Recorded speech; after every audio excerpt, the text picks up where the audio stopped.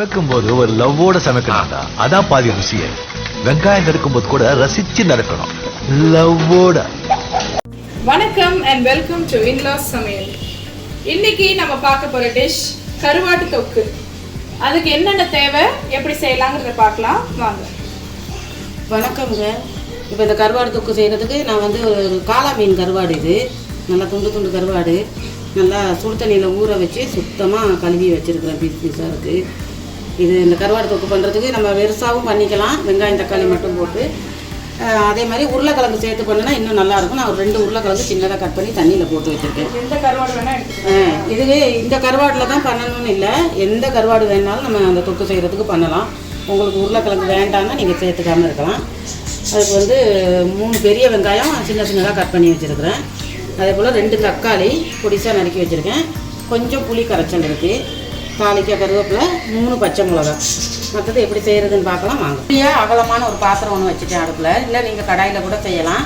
இந்த கரண்டியில் ஒரு 3 கரண்டி எண்ணெய் ஊற்றிருக்கிறேன். நம்ம தாளிக்கிறதுக்கு கொஞ்சம் கடுகு உளுத்தம்பருப்பு ஒரு கரண்டி, வெந்தயம் ஒரு கரண்டி, கொஞ்சம் ஜீரகம், முழு ஜீரகம், அதே மாதிரி கொஞ்சம் சோம்பு, முழு சோம்பு, கொஞ்சமாக முழு சோம்பு, அப்புறம் பச்சை மிளகா சேர்த்துக்குங்க. கருவேப்பிலையும் சேர்த்தலாம்.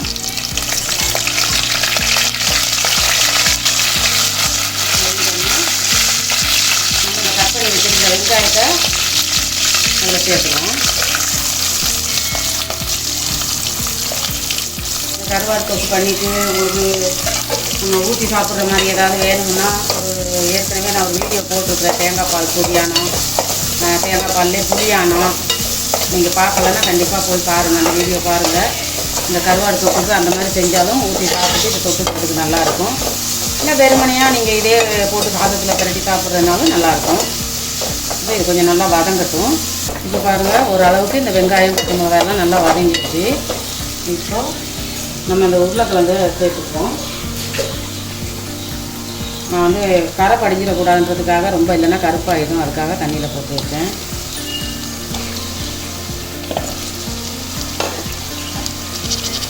உருளைக்கிழங்கு சேர்த்து நல்லா அப்படியே கிண்டி விட்டு கொஞ்சம் நேரம் வதங்கட்டும்.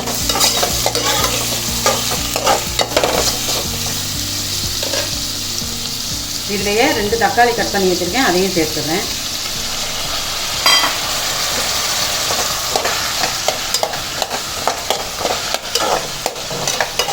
இதெல்லாம் ஒன்றா போட்டு நல்லா வதங்கட்டுங்க. கருவாடு வந்து நான் கருவாடு உப்பு நான் நல்லா சுடு தண்ணியில் ஊற வச்சு தான் கழுவிருக்கேன். இருந்தாலும் நீங்கள் உப்பு வந்து கம்மியாகவே சேர்த்துக்கோங்க. நான் ஒரு கரண்டி தான் சேர்க்குறேன். பத்தலைன்னா நம்ம பார்த்துக்கிட்டு அப்புறமா சேர்த்துக்கலாம். இது உப்பு போட்டால் இதெல்லாம் நல்லா வதங்குறதுக்கு தான். நல்லா அப்படியே மிக்ஸ் பண்ணி மூடி விட்டுருங்க. நல்லா இதெல்லாம் நல்லா வதங்கிடுச்சு. இந்த உருளைக்கிழங்குலாம் பாருங்கள், வெங்காயம் தக்காளி எல்லாம் இருக்கிறதே தெரியலை.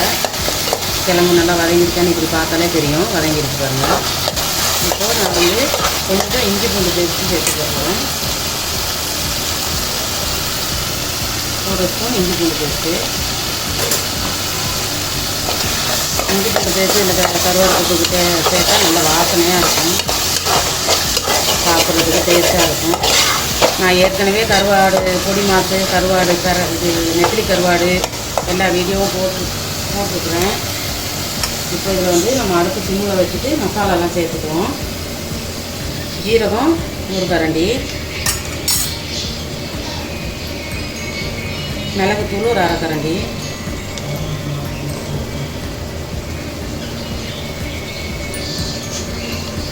மஞ்சள் தூள் இந்த ஸ்பூனில் சின்னதாக ஒரு 1/2 கரண்டி, மல்லித்தூள் 1/2 கரண்டி. இது கொஞ்சம் காரமாக செஞ்சால் தான் நல்லாயிருக்கும். அதனால் நான் ஒரு 1/2 கரண்டி மிளகாத்தூள் போடுறேன். பத்தலைன்னா நம்ம அப்புறமா சேர்த்துக்கலாம். இப்போ போட்டு இதெல்லாம் நல்லா கிளறி விட்டுறணும். அப்படியே தொக்கு மாதிரி இருக்கும். நம்ம தேவைன்னா கொஞ்சம் தண்ணி சேர்த்து அப்படியே பிரட்டி எடுக்கிறது மாதிரி வச்சுக்கலாம். இப்போ நான் அதிலே இந்த கருவாடெல்லாம் சேர்க்க போகிறேன் பாருங்கள். துண்டாக இருக்குது. சில சமயம் கரைஞ்சி கூட வந்துடும் இந்த கருவாடு, ஆனால் முள்ளெல்லாம் இருக்காது இதில்.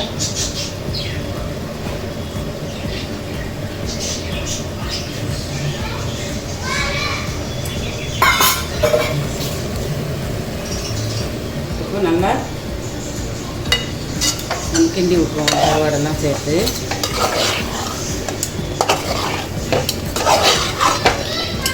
நல்லா இப்படி ஒரு பரட்டிட்டு, நான் ஏற்கனவே சொன்ன மாதிரி உங்களுக்கு உருளைக்கிழங்கு வேண்டாம்னா நீங்கள் வெறும் வெங்காயம் தக்காளி போட்டு இந்த கருவாடு போட்டு பரட்டிக்கலாம். பரட்டிட்டு லைட்டாக தண்ணி விட்டுக்குவோம் கொஞ்சம், இதெல்லாம் நல்லா வேகிறதுக்கு. ஒரு 1/2 டம்ளர் தண்ணி, அப்போ தான் அது நமக்கு நல்லா தொக்கு மாதிரி வரும்.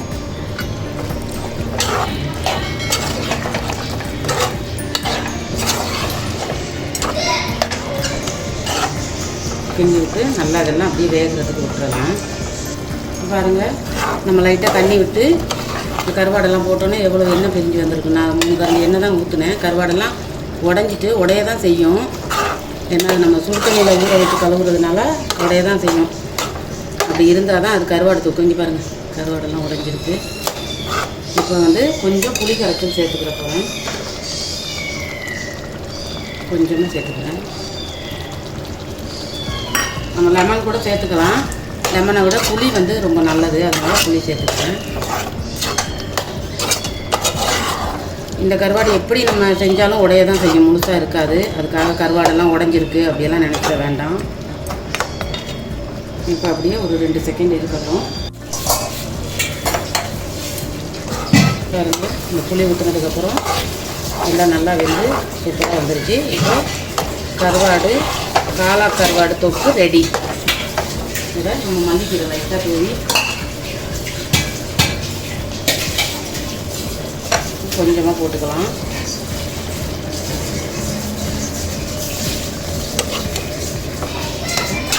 கருவாடு தொக்கு ரெடி ஆயிடுச்சு.